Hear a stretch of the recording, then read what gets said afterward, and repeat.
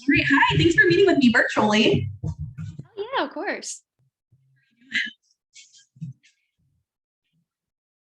Hmm? How are you doing? Can you hear me okay?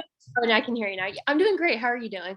I'm doing good. So today, before we really get into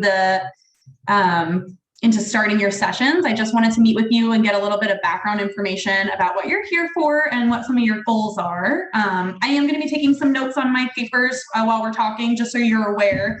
And as long as you're comfortable with that, it'll just be a few things here and there. Yeah, absolutely. Okay. All right. So let's start with the reason that you're here today.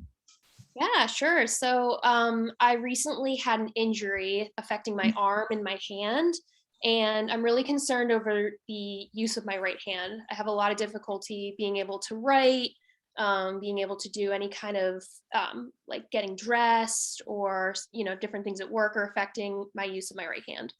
Okay. Okay. Oh, and just the right hand? Yes. Just the one side? Okay. What kind, besides your daily things, you're saying like getting dressed, things like that, what kinds of things at work is it prohibiting you from getting into? Yeah, so I'm a speech therapist and I do a lot of work with assistive technology for kids who are nonverbal. So I do a lot of programming devices, and I find that it's really difficult for me to use my right hand to do any of that. And it requires a lot of me being able to isolate my finger, anything on an iPad. I notice that that's definitely very challenging. Yeah, that sounds really challenging. If you don't mind me asking, what happened? What was your injury? Yeah, so about 6 months ago, I slipped on some black ice and I ended up landing kind of on my shoulder, neck kind of area. And I got, the doctors told me it was called a brachial plexus injury. Sure. Okay. All right. Have you had any other, I know that can sometimes result in numbness and weakness. So besides in your hand, are you experiencing any other symptoms in that area? Yeah, I definitely get kind of like a tingling sensation in there, especially if I've been using my hands a lot during the day. Kind of comes and goes, but I do definitely notice like a tingling or even a numbness at times. Is there pain associated with it? The pain's it's kind of a dull pain, but there is definitely some pain associated with it. And is it restricting motion of your arm and your shoulder as well, or mostly you're just noticing it in the hands? I'm mostly noticing it in the hand. I think right after the injury, I had some issue with, my actual arm and shoulder, but that's gotten a lot better. And what kinds of things have you been doing so far to be working on the injuries that you've had? So honestly, I kind of try to use my left hand more because my right hand hurts. So I've been using my left hand a lot instead of my right hand. Okay. Do you have any experience using your left hand? Are you kind of ambidextrous, or has that been kind of a struggle? It's been definitely a struggle. I'm right-handed, so using my left hand it's been tricky, but it's a lot less painful than using my right hand, and I can kind of get some things done with it. So I do find that I'm using the left hand, but it's definitely not, it's not ideal.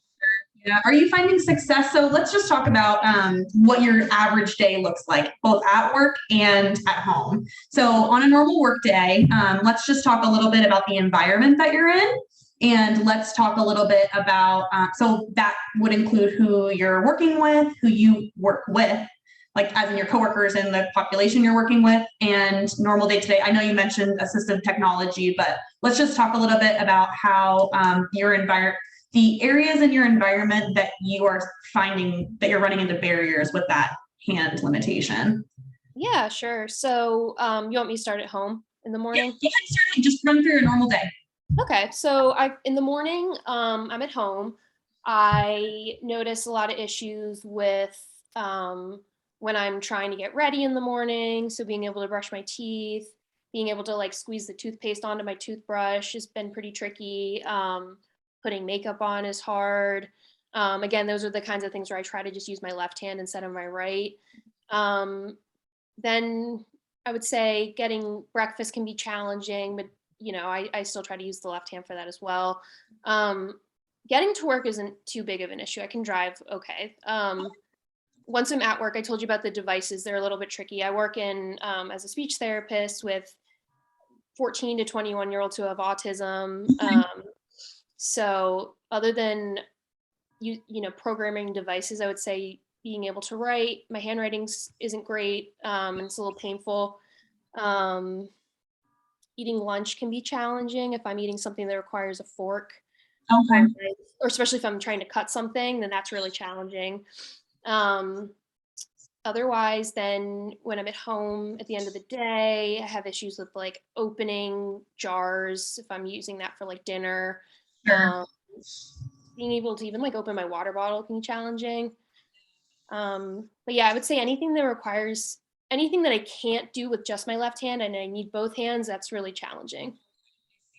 And who do you live with? Do you live alone? Do you I have, live with a boyfriend. are there any things that in your role as a girlfriend or like a roommate, just in general, that you feel like you're running into problems?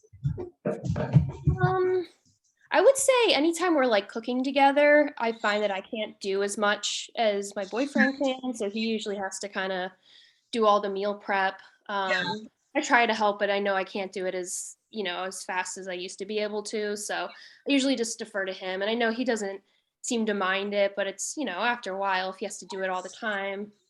Yeah, it can be a lot, I know, and especially if you're not used to, having to turn your or give up so much of your end of the cooking, it can be really to go through that. And that Um, used to be a really good shared experience for us. And it's just different now. Absolutely. Yeah.